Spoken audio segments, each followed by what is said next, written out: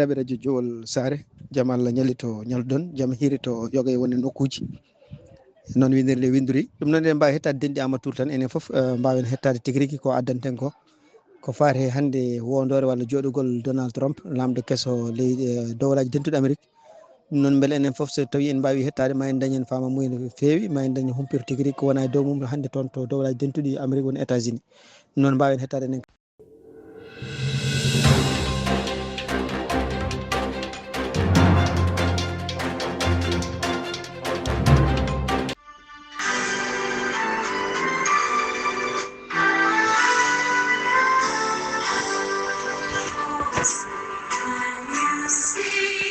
bandiraɓe sehlaɓe heɗotoɓe radio Jowol Sare en garti hande oɗo ñalawma altini awri ko nogas lewru janvier hitande ujunnaji 2025 ɗum noon ko ñalawma mawɗo kadi wonande histoire Amérique wonande kadi histoire aduna o foof ɗum no hawri kadi ko ñalawma hono kanko Donald Trump ene wayno hande officiellement o woni président kadi 49 président mo États-Unis ɗum noon ma en gartu e inauguration holno yaari e kadi holko haali e kadi ko ɗamina kadi ma jogoro kewde kono noon en duttitto seeɗa ko fati ñalawma o kadi hawri ko hono kanko Martin Luther King ko ñalawma kadi lollinteɗo pour wiide ko feeto makko ɗum noon en wayno ko kanko Martin Luther King ko kadi koye goto e ardinoɓe ɓaleɓe kadi ko kaɓaɗo no fewi ko fati hen droit ji yimɓe surtout ko wayno ɓaleɓe surtout kadi yimɓe ɓurɓe foolede e leydi he ɗum wayno kadi kañum hoore mum baraɗo e duuɓi ujunere 1970 hunde kanko Martin Luther King noon ene wayno ñalawma oɗo kadi wonani ene dotta yo won ñande nogas lewru janvier ñalawma o dotta ko yo won ñalawma tataɓo walla altine tataɓo lewru janvier hitande foof ɗum waɗi donc nde ɗo hitande hawri koye nogas lewru janvier kono noon pour yimɓe paama tan wona ñalawma dottaɗo date muɗum no woni nogas lewru janvier no constitution dottiri hono inauguration président kesso foof yo won nogas janvier ni ko jiiɗa e ɗum ɗon hade men arde e inauguration hono kanko président Joe Biden ko ɗaminno tan ko ɗaminano tan kanko hoore makko waɗi ko wiyete jaafogol préemptive ɗum noon ko faddinde yimɓe ɓe ganduɗa oɗo sa joni ene kula wonde ko kanko Donald Trump laamiɗo kesso so tawi o ari mawo lebtu ɓeɗon yimɓe noon ene jeeya hen républicain je démocrate en ene jeeya hen yimɓe ɓe ganduɗa en kanko hoore makko mo gatto hande wiide wonde ko yimɓe lundiɓe mo ko yimɓe kadi yiɗɓe wadde peeje foof beele bonnude inde makko walla sogdemo walla ko way noon andi ko ɓuuri teskitede ene jeeya hen hono kanko Lisa Cheney ene jeeya hen kadi hono kanko hoore makko biyeteɗo démocrate biyeteɗo Adam Schiff ɗum noon ko sénateur jeyaɗo toon to Californie ko représentant wonno ɓeɗo fof ko yimɓe jeenoɓe commission suudu représentant enquitannoɓe mo kanko Donald Trump ko fate gueɗe ɗewtaka ko fate en janggu bonnongu toon to congrès ñande 6 lewru janvier hitande ujunnaji 2020 ko donc so tawi ƴeewi ko fate kanko président Joe Biden ko yaafi ko ɓeeɗo ɓuuri haalede hen donc ne ɓe en jeeya e ɓeɗon suɓaɓe walla miijaɓe wonde ko kanko président Joe Biden o wayno o yaafima ɗumen hono kanko gonnoɗo ko mbiyata institut national allergie et infection hono kanko docteur Fauci ene jeeya hen kadi hono kanko gonnoɗo chef d'état major armée ji ko mbiyata kanko biyeteɗo général Milley ene wayno ko kanko hoore makko ko neɗɗo nde yaltata nde haade mo yaltuni ko kanko hoore makko ko battunoɗo dugdude e Donald Trump ene jeeya hen kadi hono Lisa Cheney mo mbiɗenno henno kañum hoore mum ko neɗɗo kañum hoore mum jeeyaɗo e commission enquitannoɗo mo kanko Donald Trump e gueɗe ɗe takka ko fate en jangol toon to congrès ñande 6 lewru janvier hitande ujunnaji 2020 ko ma en gartu joni eyyi Futanki Diaw jarama donc ene jeeya kadi yimɓe ɓe ganduɗa kanko président Joe Biden ne wayno waɗi ko wiyete pardongol préemptive ɗum noon ko faddinde ene jeeya hen yimɓe jeeyaɓe département justice ko yimɓe kadi ene wayno ko guila e avocat ji ha e ñawoɓe ɓe ganduɗa hen kanko Donald Trump ne ɗamina so tawi fuɗɗima hande laamu ma wawa kadi wattade ɓeɗon ene jeeya hen kadi yimɓe ɓe ganduɗa hen taw ko police officier ji jeenoɗi toon to congrès e kadi ene wayno ko kañum hoore men ko seedeji pour gaɗe ɗe ganduɗa henne ko mbiyama mbaɗama ñande 6 lewru janvier donc liste woni juuti ko jiita e ɗum ɗon hono kanko Joe Biden ene wayno o yaafima kadi ken won ujunnaji ɗiɗi e temedde joyi ko yimɓe wonen ɓe yaafi kadi e gila républicain ci hay surtout hay won démocrate en mbi wonde ko kanko Joe Biden fotani yaafade ɓeɗon par ce que yimɓe waɗɓe gueɗe drogue eɓe ɗum ɗo fof noon e wiide makko kanko Joe Biden e caggal kadi nde o yaafi kadi yimɓe jeeyaɓe e famille makko siftinde on tan ko yaafinoma ɓiyi ko biyeteɗo hanta sibabude gueɗe ɗe takka henna taw ko gueɗe fédéral surtout henna ko fate impôt ji muɗum ko fate kadi kañum hoɗum hutornoma fetel walla sodino fetel taw on sahani woni e ko wiyete henna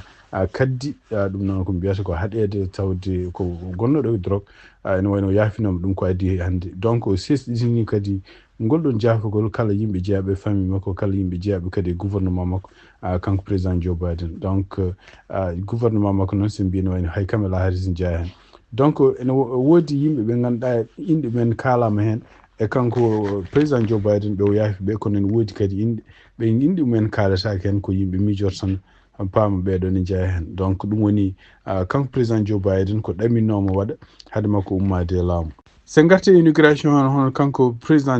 Donald Trump ene wayno ko o ari toon to congrès ɗum noon ene wayno kadi ko ardi toon kadi koye délégation makko e vice président makko délégation muɗum ɓe tawi toon kadi hono kanko président Joe Biden e délégation muɗum e vice président Kamala Harris ene wonde yimɓe jeeyaɓe membre uji congrès fof e yimɓe kadi ganduɗa wajiroɓe ɓe toon to maison blanche ko mbiyata guila e budget en hay sécurité en donc kamɓe fof ɓe gari toon to congrès mo États-Unis ɗum ɗon noon ko siftinde on kadi e tugnade kadi archive ko haali ko hunde nde waɗani ma won joni duuɓi 40 bonde président waɗa inauguration mum waɗe toon to congrès ɗum noon kadi ko hunde sibabu nde waɗi ɗum ɗon kadi ko hande kono ɗaminno ni ko sibabu nde weeyo ngo jangol ngol no heewi no feewi jangol ngol surtout toon to Washington DC ene wayno ñalli ko toon ko ken wonati moins 16 degré Celsius ɗum noon ko hunde nde wawa wiyede wonde yimɓe yo gone boowal yimɓe gon kadi yesso maison blanche e ko way noon donc wawi wonde fof ene wayno ko kanko Donald Trump o ari kadi ene wayno arde joom suudu makko no aadaji constitution kaaliri siftinde on tan constitution wi ko ñande 20 lewru janvier kanko président cuɓaɗo yo ardo leydi États-Unis ko ñande hen o wondata ɗum noon a fawa juuɗe makko juuɗe makko o fawa ɗum e bible walla kamil so tawi wontini ko président mo juulɗo o wawa wonde kadi wi wonde komo jogori respectude constitution mo ko faye makko ko omo jogori respectude kadi responsabilité mo ka pour yo ardo leydi États-Unis e kadi mo wadda e haɗo dole makko kaaɗi pour wawde ardade États-Unis en tant que président ko ɗum woni donc gongol ngol ɗon ko ɗum woni cérémonie o donc ene wayno ko hadde makko wonde kadi ene wayno ko en ciftinen ɗo tan hono kanko président Joe Biden o haali no wi wonde ko kanko hoore makko mawo tawi oɗon inauguration ɗum noon kadi ko symbolique par ce que ɗum ɗon kadi ko hunde symbolique ko hunde kadi fonde teskirede par ce que so duttitima hitande ujunnaji ɗiɗi e nogas go kanko Donald Trump ene wayno jaɓano tawede inauguration hono président Joe Biden donc wonno koye haredi pour wiide wonde ko Biden kañum wona kañum gañino woteji donc e oɗo saaha non seulement so duttima ñande 6 lewru janvier hono kanko Kamala Harris ko kanko ardi no keftingol woteji baɗanoɗi ñande 5 lewru novembre hitande ujunnaji ɗiɗi e nogas nayyi donc ene wayno ko kanko haadi résultat ji e kanko kadi o haali e nder ɗemgal makko lamgal wonde ko président Joe Biden non président Donald Trump ko kañum gañi woteji ɗi hono vice président JD Vance ko kañum gañi woteji pour wonde vice président ene wayno ko kanko Kamala Harris kanko woni perduɗo pour présidence to banggue démocrate ene wayno kadi ko gouverneur Walsh ko kañum woni perduɗo banggue vice président démocrate ɗum ɗo fof ko symbolique sibu e nder ndeɗon hitande kadi ujunnaji ɗiɗi e nogasi go hono kanko Donald Trump ene wayno ko peeje makko o wonno ko forsude hono gonnoɗo ɗon sa vice président makko hono gouverneur walla vice président Mike Pence yo waw salade janggude ɗiɗo résultat ji woteji ɗiɗo résultat ji noon sifti noon kadi ruttade tan histoire ko résultat ji ɗi ganduɗa kamɓe électeur uji état ji ɗi fof ɓe mbawi rendude ɓe gooti ɓe mbi wonde ɓe gonɗini wonde ko kanko moɓe cuɓi o woni jogorɗo suɓede yo ardo États-Unis donc siftin ɗon tan e kadi ha hande constitution ko yamiri ko yimɓe ma goot yimɓe individuel min e bawɗo wonde fof goten kono noon ƴeewete ko kewendi ndi godgol ngol hol état ɓurɗo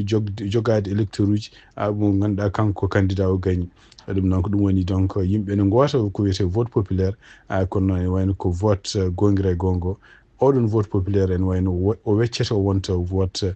ko wiyete en hol électeur uji cuɓaɗi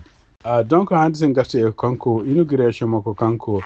président Donald Trump jarawo hande duuɓi jeeɗiɗi duuɓi jeeɗiɗi e lebbi jeeɗiɗi e balɗe jeegom ɗum woni kanko ko yarata kanko kadi en wayno oɗo ñalawma kanko wonti kadi président 47 ɓiijo ɗum noon kadi nde wonno kadi ko addi Biden ara 46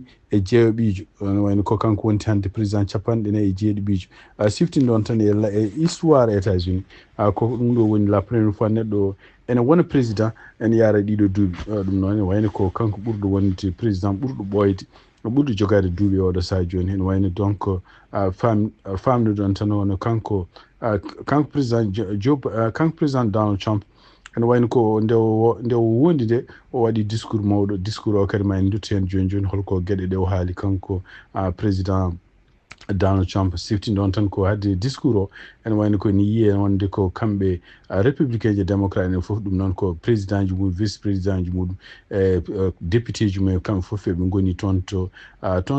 congrès o e kadi eɓe taari nokku cérémonie ɗo waɗeteɗo en yiye hen to banggue ñaama hono kanko Kamala Harris kanko président Joe Biden e yimɓe kadi jeeyaɓe laamu makko to banggue nan to en yiye hen hono kanko Donald Trump e vice président JD Vance e yimɓe wonduɓe mabɓe goto mabɓe fof nder en yiye hen kadi yimɓe jeeyaɓe Cour suprême en yiye hen kadi yimɓe jeeyaɓe ko wiyete armée en yiye hen kadi yimɓe jeeyaɓe kadi ko wiyete hen nokkuji ɗum wiyete bureau ji état civil ɗum ɗo fof ɓeɗo fof ko yimɓe tawaɓe cérémonie o donc cérémonie o nde waɗi nde caggal nde kanko mawɗo Cour suprême o États-Unis hono kanko biyeteɗo juge John Roberts nde wari nde ene wayno ko addi ko deftere ene wayno ko kanko joom suudu makko kanko Donald Trump melani ko kanko woni ƴeftude deftere ndo ene wayno ko Donald Trump caggal nde wondi ha gasni ɗum woni rokka ko micro yo haal discours muɗum donc discours makko woni juutima en gara hen toɓɓe tan ɓurɗe wonde toɓɓe ɓurɗe wonde tan moins kam gullaɗe hen walla kadi hawnaki ma wotte addu jibru walla ma addu kadi ɗaminare wonande aduna walla wonande États-Unis en woni ko kanko Donald Trump nde nde wi wondi ko laamu makko ngaro ngu ma wallu kadi Amérique ene wayno kadi gooɓe e kanŋe ɗum woni firti wonde ko Amérique ma ɓeydu kadi bewde ma ɓeydu kadi yarude yeeso o wi wonde ene wayno ko Amérique tardugol muɗum walla jatirgol mum caggal ene wayno hankadi ene wayno natti dartima o haali kadi o siftini kadi yimɓe kadi on wayno ko gueɗe ɗe ganduɗa baɗade pour ƴewde wardemo kanko Donald Trump o wi en wayno ko Allah soymu Allah sowi gurdam makko ene wayno kadi ene wayno ko Allah sowri gurdam makko pour beele komo walla Amérique beele ne wawa kadi yarude yeeso ɗum ko kanko Donald Trump haali ɗum joni e wayno ko caggal mo waɗi ordre uji kewɗi ɗum noon ko ordre uji ko mbiyata executive ordre noon firti ko wonde ko président mo États-Unis omo wawi wadde gueɗe ɗe ganduɗa yamirde taw won johlani ne woote ko gueɗe tan ko ordre uji temporaire tant que mo woni e laamu ɗeɗin ordre uji ko gueɗe jahoje ne wayno ko gueɗe ɗe o yamiri oɗo saha joni o haali hen d' abord koko fate frontiére uji ɗi o wi wonde koɓe uddoɓe frontiére uji ɗi ko yacci e ɗum noon kadi ne wayno kadi o wi wonde ko hankkadi koɓe yamiroɓe kala donc ene jeeya no mbiɗen ni uddude frontiére uji hakkude Mexique e États-Unis kanko hoore makko haali hen kadi o wi komo yaltin kamɓe États-Unis e nder nanodiral gongal toon to Paris ɗum noon ko nanodiral patugal kala ko wiyete changement climatique o wi kadi ene wayno kadi mo ittu kadi ene wayno ko peeje ɗe ganduɗa kanko président Joe Biden o watti o artiri ɗum ɗon ɗeɗon peeje noon ko jabde yimɓe naata États-Unis taw ngala kayitaji oy donc ene wayno ko oɗo saha joni ko mawo yamir ɗum ɗon kadi no wurnoni yo artiri o haali gueɗe kewɗe kadi ko fate en gurdam leydi ndi surtout o wi kanko au lieu de wadde ko wiyete ARS ɗum noon ko internal revenue service o haali ko fate en États-Unis kañum hoore mum ene wayno waɗata koko wiyete external revenue service ɗum noon firti wonde ko lieu de yimɓe ne pawi ɗo impoji ko fate gueɗe ɗe ganduɗa en ko coota ɗo en taw ko gueɗe gummiɗe caggal leydi ene wayno ko kanko Donald Trump wi ko laamu makko jogori ko wadde ko impoji ko fate yimɓe leyɗele gonɗe caggal leydi taw kañumen koyemumen ene jooɓa pour kayko men gardateɗe gayoɗe o wi wonde e wiide makko ɗum ɗo fof ko wawde wallude beele Amérique naaɓe kañumen koyemumen ene kutoro jawdi men ene mbawa kadi poste uji men mbawa hebde kalis caggal mum ene wayno o haali gueɗe kewɗe ko fate surtout en tawde ko fate impôt ji kalten o haali relation ngaji hakkude mabɓe kanko Donald Trump e kanko Canada o haali kadi o wi wonde ko ene wayno ko intérêt ji Canada naaɓe ni so tawi dañama kanjum ono Canada kañum hoore mum jeeyete e leydi États-Unis ɗum noon so tawi ɗum Canada naaɓe jaɓani ɗum ɗon kanko ko ɓeydo wadde impôt ji ummade produit ji gummotoɗe toon to Canada ɗi oɗon gandi kaɗon haala kadi ari noon feewi hakkude makko e kanko Justin Trudeau gardiɗo leydi Canada ene wayno démission ɗe ni kono premier ministre toon e kadi ene wayno ambassadeur mabɓe gonɗo toon to Washington haali ɗino haaluji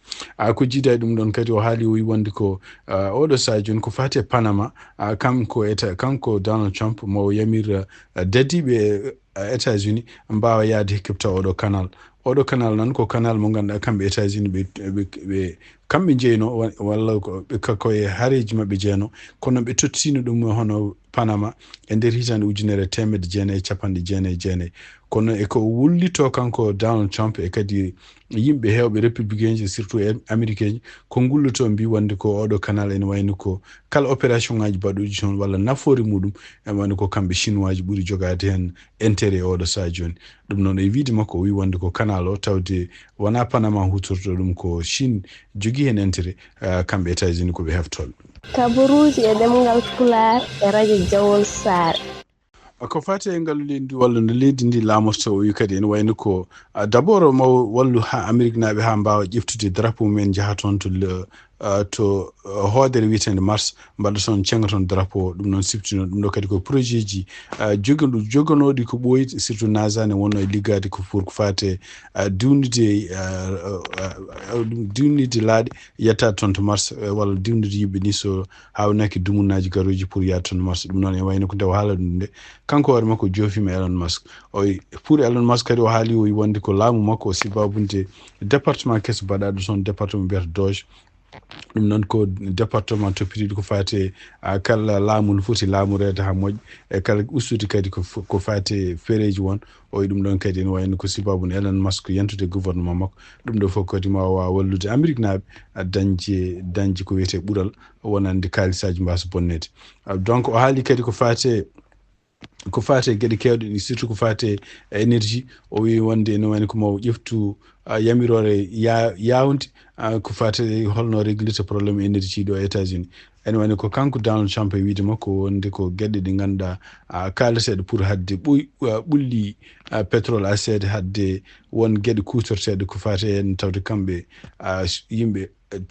gonɗinɓe ko wiyete changement climatique koɓe kooli ene wayno ko kanko Donald Trump ko diwta ɗum ɗum noon e wayno ko mo ƴeew ko yaaci holno ɓeeɗo hen yimɓe compagnie ji mawɗi ɗum ganduɗa hen gasuji pétrole holno ɗum wallata leydi ndi ha arta e doole jogade énergie hoore muɗum taw dépendaki e caggal leydi donc ko ɓuuri tiskirede tan kam e mayni ko ordre uji makko exécutif ɗi ƴifti ɗi fof ko ɓuuri fameden tan ko oɗo saaha o yamiri wonde ko frontiére gonɗo hakkude Mexico e États-Unis ene wayno koye uddi oɗo saaha joni hay goto wawa nadde hen tugnade kadi no haaliri e kadi ene wayno koɓe mbaɗi ko mbiyata police ene wayno ko gueɗe ɗe mbaɗanno kanko Donald Trump e laamu makko ɗum noon ko kala nangude yimɓe kala mo ganduɗa nadɗo yaltinde ɗum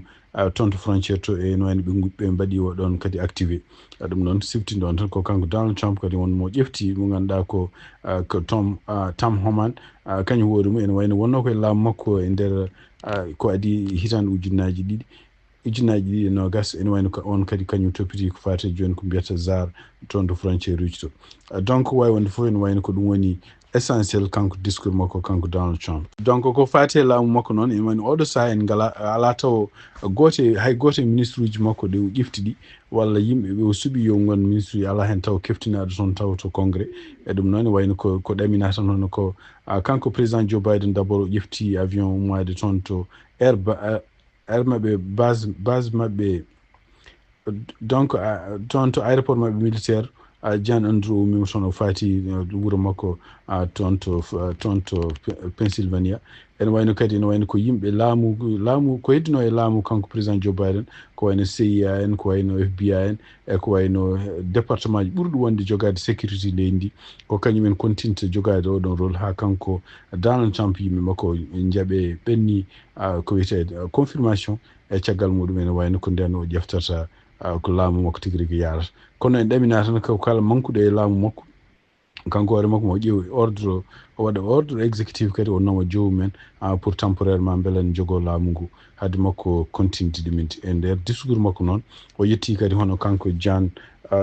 Mike Johnson ɗum noon ko gardiɗo suudu représentant e kadi ene wayno oɗo kañum hoore mum oɗo sa joni gembuɗomo walla gembuɗo républicain ji kewɗi pour yo ballu hono kanko Donald Trump e mandat makko mo jogori addude o